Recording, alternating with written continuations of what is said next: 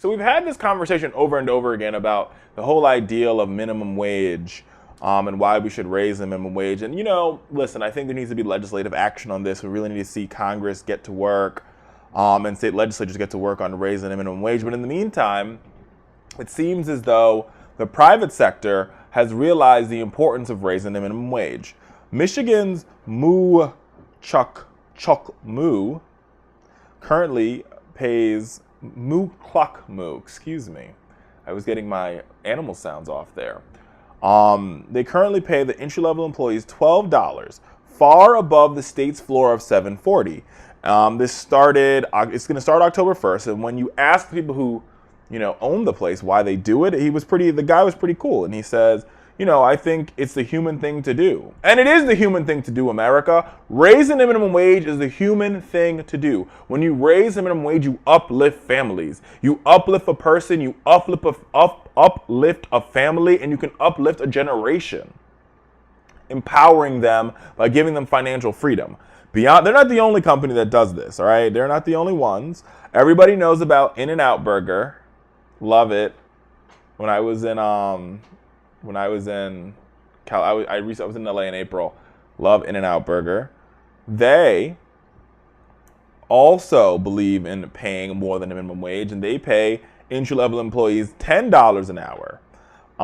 And a company, we've heard about them before. They've made the news. I want to say them on the Rachel Maddow show, but a Massachusetts-based company called Loco. It's a burrito joint. They pay their employees $10 an hour. And Dick's Drive-In in Seattle has started paying their employees $10 an hour.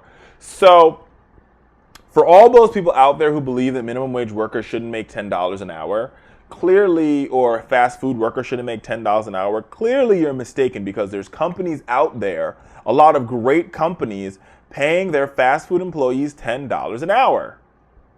So think to yourself, if these companies can do it, and these small mom and pop, not In-N-Out Burger, but the other two, establishments can pay their employees $10, why can't McDonald's, who makes billions and billions and billions of dollars in profits, pay their employees $10 an hour or $15 an hour? And there's no answer to that question. There is absolutely, positively no answer to that question, which causes one to say, what is going on in this country? So if these companies who are making money hand over fist can't afford to pay their employees the minimum wage, then that is where the voice of the Congress comes in, and the voice of the government. One of the government's jobs is to, be the protector of those, it's to sort of, to protect the American people, to allow them to pursue life, liberty, and the pursuit of happiness. And if you are a minimum wage employee, you can't pursue life or liberty or the pursuit of happiness because you don't have the means to do it. So we need to see Congress get to work on this. There's some great bills on the floor around minimum wage.